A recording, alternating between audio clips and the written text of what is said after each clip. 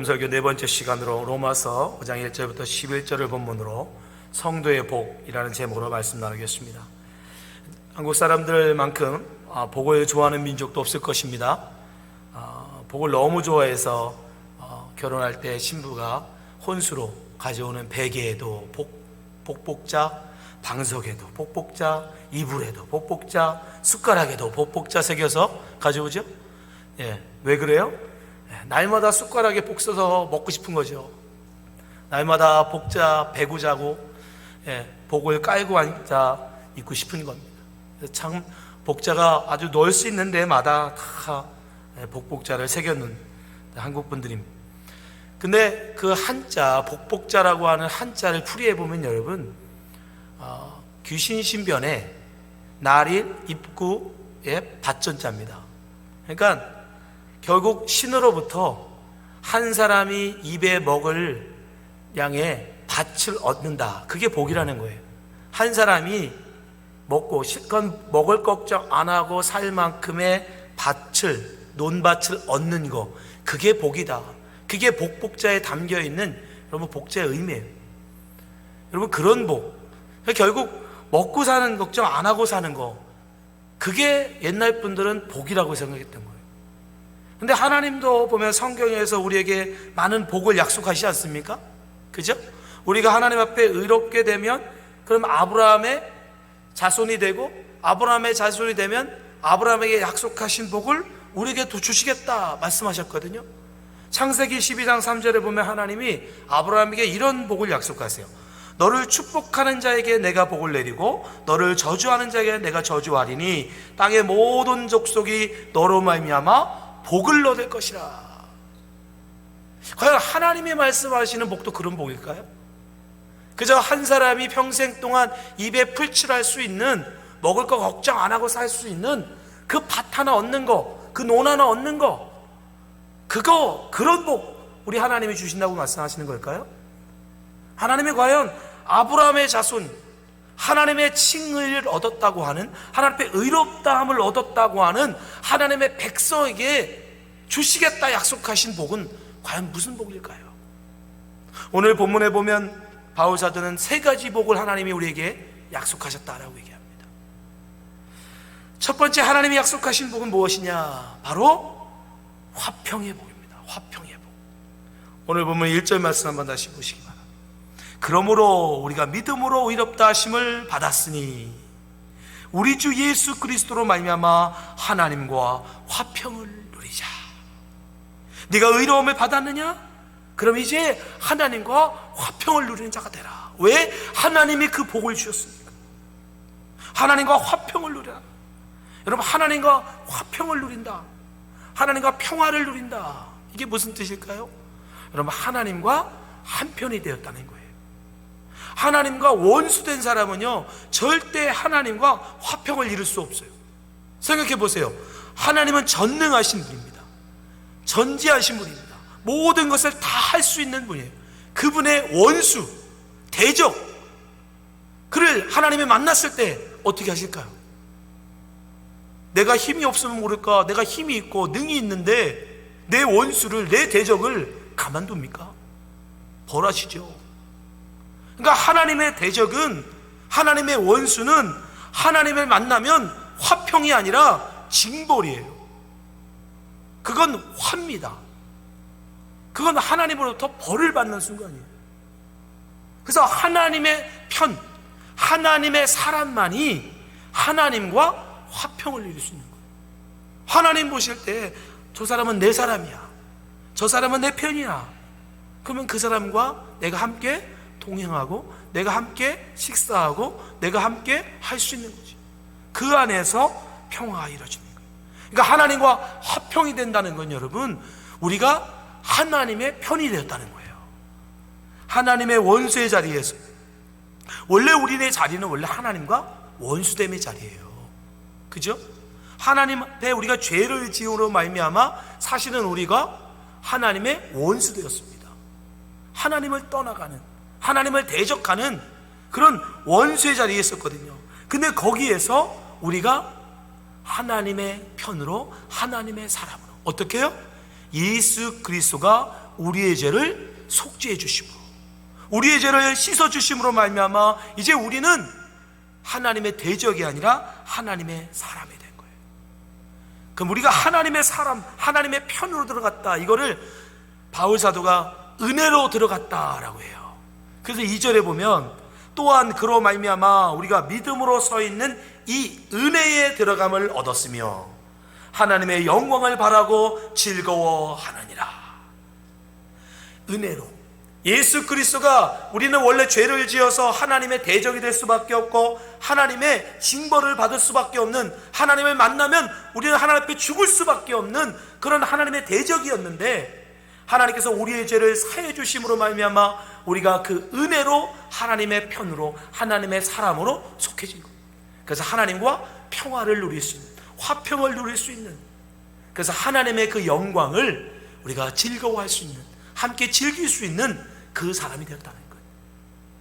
우리가 하나님 앞에 의롭게 되어졌다라고 할 때 가장 큰 복이 바로, 그래서 하나님과 화평을 누리게 되는 복.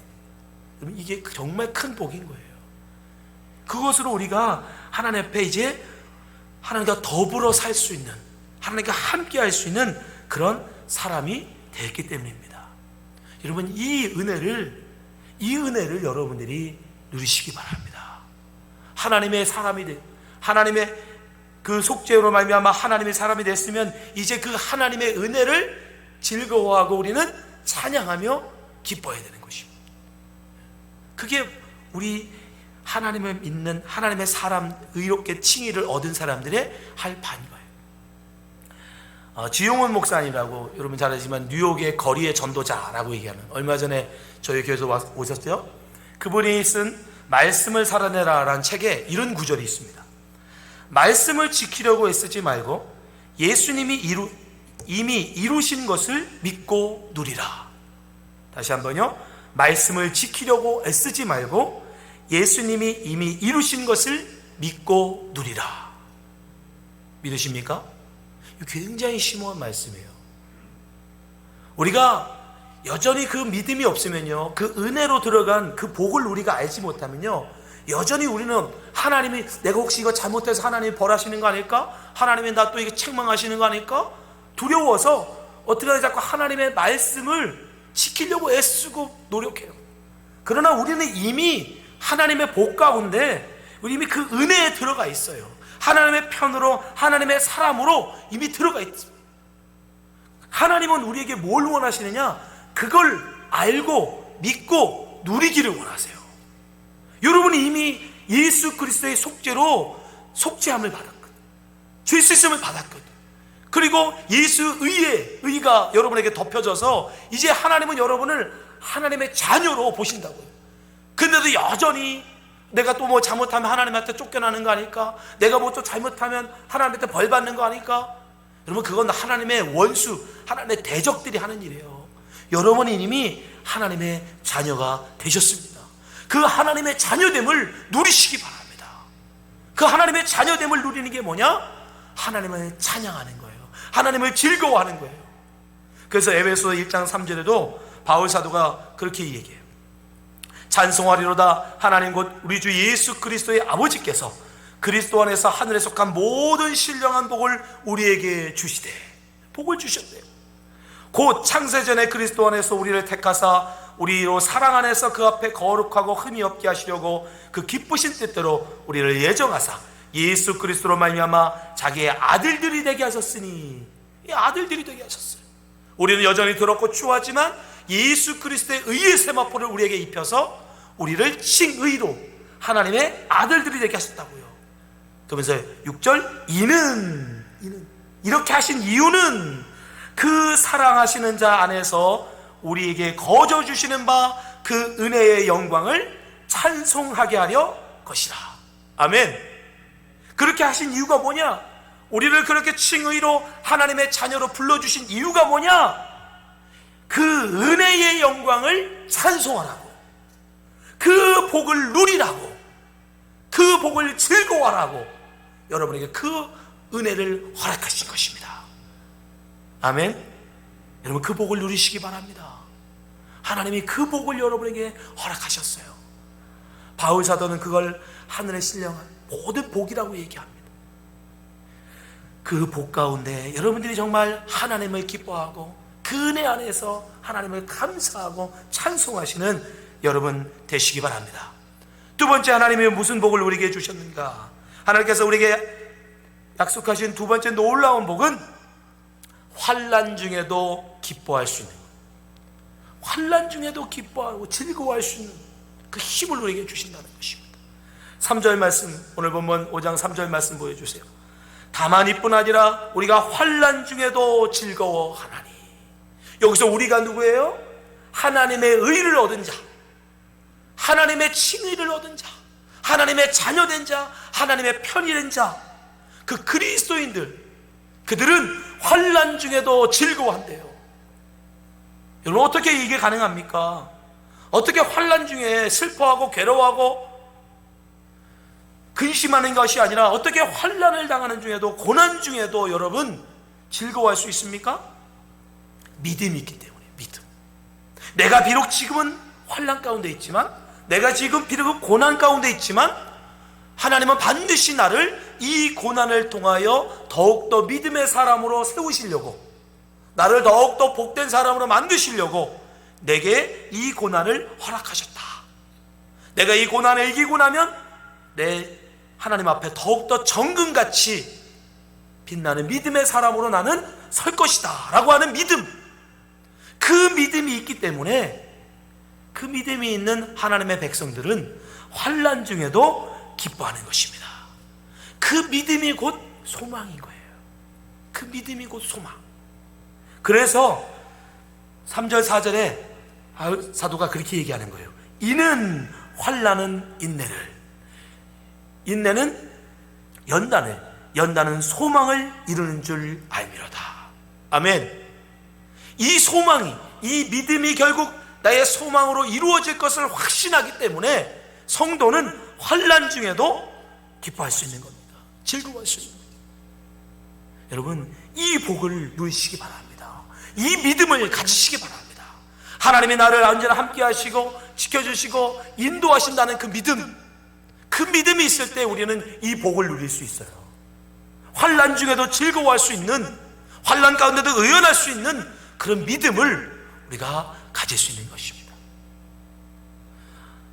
어린아이가 두발 자전거를 배울 때 여러분 어떻게 배우죠?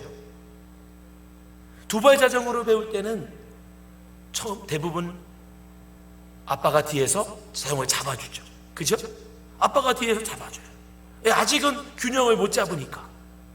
그래서 아빠가 뒤에서 잡고 그 아이를 뒤따라갑니다. 그럼 아이는 계속 확인하죠. 아빠 잡고 있지? 아빠 잡고 있지? 처음에는 귀뚱귀뚱하지만 그것을 계속 반복하다 보면 어느 순간 아이는 이제 균형을 제대로 잡아요. 그럼 아버지가 살짝 어떻게 합니까? 손을 놓습니다. 어느 순간 아이도 모르게 뒤에서 손을 슬쩍 놔요. 그러면서 계속 뒤따라가죠. 그럼 아이는 계속 물어요. 아빠가 계속 잡고 있지? 잡고 있지? 아버지가 나를 자전거를 잡고 있다라는 그 믿음, 그 확신이 있는 한 그 아이는요 담대하게 페달을 밟고 나갈 수 있어요. 그 믿음이 연약하고 자꾸 뒤돌아보면 어떻게 돼요? 우리 아빠는 믿을 사람이 안 돼. 우리 아버지는 분명히 잡는다고 그래놓고 놀 사람이야. 그런 불신, 그런 신앙이 없는, 믿음이 없으면 그 아이는 자꾸 뒤돌아보고 페달을 밟지 못하죠. 그럼 자전거를 못 배워요. 그러나 믿음이 있을 때, 아버지가 나를 잡고 계시다라는 믿음, 아버지가 나를 결코 넘어지게 하지 않을 거야, 우리 아버지는 결코 나를 다치게 하지 않아 라고 하는 확신이 있는, 믿음이 있는 아이일수록 여러분 더 과감하게 담대하게 페달을 밟고 갑니다. 우리의 신앙도 마찬가지예요. 하나님이 여러분을 지켜주신다는 확신, 하나님은 결코 이 환난 가운데서 나를 홀로 두지 아니하시고 내버리지 아니하시고 나를 지키시고 나를 인도하시고 나를 훈련시키셔서 더 담대한 사람으로 세우시려는 하나님의 뜻이 있다. 그게 확신이 있는 사람은요, 아무리 큰 환난과 시련에 닥쳐도 그 속에서 그의 믿음은 더욱더 커질 뿐이에요. 시련이 크면 클수록 그 사람은 오히려 믿음이 더욱더 커지는 거예요. 그런 믿음이 불가마 속도 들어갈 수 있는 거예요. 다니엘의 세 친구처럼 뜨거운 용광로가 펄펄 끄는 앞에서도 그리 아니하실지라도, 하나님 우리를 지켜주시겠지만 그리 아니하실지라도 왕이여 하시옵소서, 우리는 결코 우상 앞에 절할 수 없나이다. 그리고 담대히 용광로 들어가는 겁니다. 여러분, 그런 확신과 믿음이 있는 자만이 이 복을 누리는 거예요. 환난 가운데도 즐거워할 수 있는 그런 믿음을 여러분 즐길 수 있는 것입니다. 하나님께서 여러분 우리를 사랑하십니다. 하나님이 우리를 사랑하시고 그것 증거로서 여러분 예수 그리스도를 내어주신 거예요. 로마서 5장 8절에 그래 바울 사도가 이렇게 얘기하죠. 우리가 아직 죄인 되었을 때에 그리스도께서 우리를 위하여 죽으심으로 하나님께서 우리에 대한 자기의 사랑을 확증하셨느니라, 보여주셨다는 거예요. 내가 너 이만큼 사랑해, 내가 너를 이만큼 아껴. 우리가 아직 죄인인데, 우리는 아직도 하나님을 모르고 그저 죄 가운데 살아가는, 하나님의 원수로 살아가는 그런 죄인이었음에도 불구하고 하나님께서 그 죄인을 위해서 당신의 독생자 예수 그리스도를 기꺼이 십자가에 못 박으시기, 얼마나 더 하나님의 사랑을 보여줘야 합니까? 여러분을 향한 하나님의 그 사랑을 무엇으로 더 보여줘야 합니까? 당신의 독생자까지 아낌없이 내어주는 그 사랑 앞에서 얼마나 뭘 더 보여줘야 하나님이 나를 사랑하신다, 하나님이 나를 지켜주신다, 여러분 확신하시겠습니까?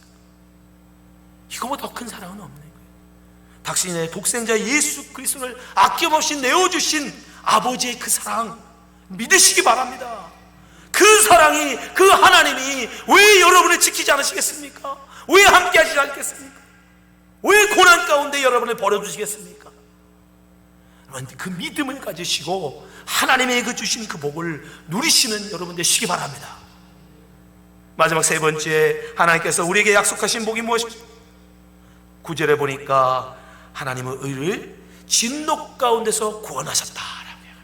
진노 가운데서 구원받은 9절 말씀 보겠습니다. 그러면 이제 우리가 그의 피로 말미암아 의롭다 하심을 받았으니 더 그로 말미암아 진노하심에서 구원을 받을 것이니. 진노하심에서. 왜 진노하심 가운데 임합니까? 하나님의 원수들에게, 여전히 죄 가운데 있는 하나님의 원수들에게는 하나님의 진노가 임할 뿐이에요. 우리는 다 원래 그 자리에 있었죠. 다 그 죄 가운데 있었습니다. 그런데 하나님의 은혜 가운데 우리를 건져내 주셨고, 우리를 하나님의 의로 덮어주셨고, 우리를 하나님의 자녀로 만들어 주셨어요. 우리는 바로 그 하나님의 은혜 가운데 이제 진노에서 하나님의 구원의 자리로 옮겨진 사람들이에요. 하나님의 은혜 가운데 우리는 구원을 받은 사람들이에요. 여러분, 하나님의 진노 가운데 있다는 뜻은 뭡니까? 하나님의 진노를 받는다는 것, 곧 지옥 간다는 얘기예요. 하나님의 진노의 백성들은 여러분 결국 다 지옥을 갈 수밖에 없는 것입니다. 바울 사도가 분명히 10절에 얘기합니다. 하나님의 진노 가운데 있는 사람들은 다 하나님의 원수다. 곧 우리가 원수 되었을 때에 그의 아들의 죽으심으로 말미암아 하나님과 화목게 되었은즉 화목하게 된 자로서는 더욱 그의 살아나심으로 말미암아 구원을 받을 것이니라. 우리가 하나님 예수 그리스도의 은혜, 그 의롭게 하심, 우리를 칭의로 우리를 의롭게 하심이 아니었으면 우리의 원래 자리는 하나님의 원수된 자리예요. 하나님의 진노를 받을 수밖에 없는 자리, 하나님의 진노를 받아 지옥 갈 수밖에 없는 자리.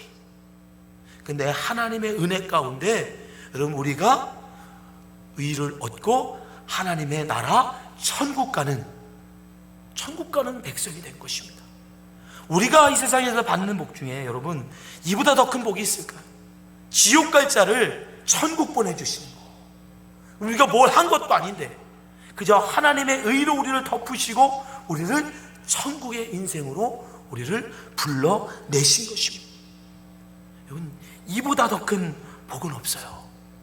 이 세상에 많은 분들이요 자꾸 세상의 복을 가지고, 세상의 것들을 누리는 걸 가지고 자꾸 자꾸 내가 큰 복을 받았다라고 생각하시지만, 여러분, 우리가 누릴 수 있는 가장 큰 복은 천국을 통해서, 천국을 구원을 받아서 영원한 생명을 얻는 그것만큼 큰 복은 없습니다. 여러분, 타이타닉이라는 영화 보셨습니까? 1997년 제임스 카멜런 감독이 만든 이 타이타닉이라는 영화, 안 보셨으면 꼭 보시기 바랍니다. 구원의 관점에서 여러분 한번 보세요. 그 타이타닉에 타는 그 처음으로 뭐라고 해야죠? 강철로 만든 배예요. 그전에는 다 목선으로 만든 배였는데, 타이타닉은 여러분 처음으로 강철로 만든 여객선입니다. 그런 기념비적인 게 있어요. 그리고 굉장히 빠르게 갈 수 있다라고 하는 그런 홍보 때문에 많은 사람들이, 특별히 돈 많은 사람들이 타이타닉에 탔습니다. 그 영화에 보면 그 처음 장면이 뭐죠? 주인공인 디카프리오가 도박장에서 포커를 해가지고 티켓을 타요. 그 배표, 자기의 그 돈으로는 절대 살 수 없는 그 표를 그가 삽니다. 배표를 따져, 정확하게 말하면 노름에서 땁니다. 친구와 함께 얼마나 좋아하는지 몰라요. 그러면서 그가 들뜨죠. 이제 이 유럽에서 저 아메리카를 가면 또 새로운 인생, 어떤 새로운 인생일까? 아메리카 드림을 꿈꾸면서 그 굉장히 흥분해서 여러분 그 배에 올라타요. 또 그 배에는 굉장히 많은, 그 당시에 상류층이라고 하는 굉장히 많은 부자들이 그 배에 탔습니다. 근데 우리 여러분 잘 아시겠지만, 여러분 그 배가 불과 사흘 만에 대서양의 그 차가운 물 속에 가라앉아 버립니다. 여러분, 사흘 뒤에 저 배가 가라앉을 것을 알면 여러분 그 배를 타고 가는 사람들이 여러분 부러웁니까? 그 배에 타서 정말 수십 캐롤 타는 그 다이아몬드 거리를 하고 있는 사람이 부러우십니까? 정말 그 값비싼 옷을 두르고 있는 그 여인들이 여러분 부러우세요? 그 식당에서, 그 배에서 제공하는, 인류 호텔에서 제공하는 그 맛있는 음식, 여러분 그 맛있는 음식을 먹는 사람들이 여러분 부러우세요? 사흘 뒤면은 빙하에 부딪혀서 그 차디찬 바닷물로 가라앉을 때예요. 침몰할 겁니다. 멸망할 겁니다. 아마 이 중에 누구도 사흘 뒤에 침몰할 타이타닉에 타라고 그러면 아무도 안 탈 거래요. 그 불과 사흘의 잠깐의 즐거움, 여러분에게 혹 1등석을 태워줄 테니까 타라 하면 타실 분이 있을지 모르겠어요. 달 4일간의 즐거움, 그 4일간의 쾌락을 위해서 여러분 인생을 여러분 거시겠습니까? 여러분, 우리의 인생도요, 우리가 살아가는 이 세상이라는 것도 여러분 타이타닉과 다르지 않아요. 하나님의 그날이 임하면 이 세상에 보이는 모든 것들이 다 불타 없어질 거예요. 다 초같이 녹아질 것이다 라고 얘기합니다. 우리가 그 열심히 사모으는 재물, 여러분 열심히 사모으는 명품, 그 열심히 사모은 모든 여러분들의 트로피, 주님의 그날에 불과 같이 다 녹아버릴 거예요. 베드로후서 3장 10절 말씀 보니까, 그러나 주의 날이 도적같이 오리니 그날에는 하늘에 큰 소리가 떠나가고 물질이 뜨거운 불에 풀어지고 땅과 그 중에 있는 모든 일이 드러나리로다. 이 모든 것이 이렇게 풀어지리니 너희가 어떤 사람이 되어야 마땅하냐? 거룩한 행실과 경건함으로 하나님의 날이 임하기를 바라보고 간절히 삼아라. 그날에 하늘이 불에 타서 풀어지고 물질이 뜨거운 불에 녹아지려니와 우리는 그의 약속대로 의가 있는 곳인 새하늘과 새 땅을 바라보도다.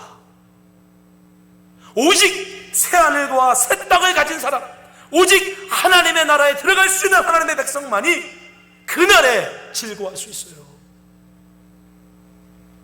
그 모든 다른 사람들은 여러분 그 타이타닉과 함께 다 그 차디찬 바닷속으로 빠져 죽는 겁니다.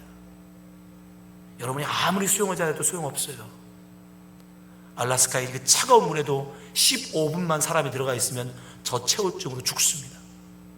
여러분이 아무리 수영을 잘해서 헤엄을 쳐도 15분 내에 꺼내지 않으면 여러분 저체온증으로 기절해서 죽어요. 빠져 죽습니다. 이 세상에 여러분 뭘 갖고 뭘 걸치고 뭘 먹고 아무리 누린들 생명을 여러분 얻지 못하면 그게 무슨 소용입니까? 영생을 갖지 못하면, 하나님의 나라의 구원을 얻지 못한, 그가 가지고도 있는 명품, 그 멋있는 맛있는 음식, 그 많은 돈이 무슨 소용이 있습니까? 아무 소용이 없습니다. 여러분, 죽음 앞에, 멸망 앞에 오직 여러분 우리의 구원, 새하늘과 새 땅을 바라보고 그것을 기뻐하고 즐거워할 수 있는 그 새하늘과 새 땅을 약속으로 받은 그거만큼 여러분 기쁘고 즐거운 복은 없는 거예요. 여러분, 이제 여러분이 꼭 기억하시기 바랍니다. 오직 그 사람만이 그날에 주님과 함께 즐거워할 수 있어요. 그래서 바울 사도가 11절에 그뿐 아니라 이제 우리로 화목하게 하신 우리 주 예수 그리스도로 말미암아 하나님 안에서 또한 즐거워하느니라. 그 복을 아는 사람, 그게 얼마나 큰 복인지를 아는 사람만이 여러분 이 세상에서 즐거워한다는 거예요. 기뻐한다는 것입니다. 사랑하는 성도 여러분, 여러분 예수님 믿으십니까? 하나님 앞에 의롭다 하심을 얻으셨습니까? 그렇다면 여러분에게 하나님은 이 세 가지 복을 약속하십니다. 하나님은 화평을 약속하세요. 하나님의 편으로, 하나님의 사람으로, 이제 하나님의 대적이 아니라 하나님의 사람이에요. 두 번째, 하나님은 그를 환난 가운데서 지켜주실 것입니다. 고난 가운데서 지켜주실 것입니다. 그래서 우리는 고난 가운데서 즐거워할 수 있는 그런 삶이 되는 것입니다. 마지막으로 하나님의 백성에게는 하나님께서 구원을 베풀어 주십니다. 새하늘과 새 땅을 약속하십니다. 이 모든 세상 사람들이 다 불타 없어질 때에 오직 하나님의 약속을 받은 사람만이 새하늘과 새 땅 가운데로 나가는 것입니다. 여러분, 이 복을 여러분 누리며 사시기 바랍니다. 이 복을 여러분 생각할 때마다 우리는 하나님을 찬양하지 않을 수가 없는 거예요. 하나님을 앞에 나와서 그 예배에 나와서 하나님을 한 번 더이라도 찬양하고 하나님께 한 번이라도 더 감사 기도하고 즐거워하는 여러분 그런 사람이 되어야 하는 것입니다. 우리가 이 복을 기억한다면, 여러분 지금 고난 가운데 계세요? 여러분 어려운 가운데 계세요? 여러분 힘드십니까? 믿음으로 이겨내시기 바랍니다. 하나님이 지켜주시고 하나님이 함께 하십니다. 예수 그리스도를 아낌없이 내어주신 그 하나님께서 어찌 여러분을 홀로 두시겠습니까? 여러분이 그 환난 인내하시면 그 인내가 결국 여러분을 더 믿음의 사람으로 만드실 것입니다. 하나님께 더 큰 사람으로 하나님이 세우실 것이에요. 그 믿음으로 여러분 이겨내시기 바랍니다. 마지막으로 여러분, 하나님의 구원을 받은 사람으로서 아직도 세상 가운데, 아직도 조금 있으면 차디찬 바닷속에 빠져 죽을 수밖에 없는 그것을 알지 못하고 그걸 즐거워하고 그걸 복으로 알고 그걸 행복으로 알고 살아가는 예수를 알지 못하는 사람들에게 여러분 구원의 복음을 전하시기 바랍니다. 나누시기 바랍니다. 여러분만 즐기는 것이 아니라 그들에게도 이 복음을 전해서 그들에게도 하나님의 이 복, 이 성도가 누리는 이 복으로 그들도 그 복을 누리는 사람 되도록 여러분 힘써서 전도하시기 바랍니다. 그럴 때 주님께서 우리에게 이 주신 복을 우리가 더욱더 풍성한 하나님의 백성으로 세워주실 줄 믿습니다. 기도하겠습니다.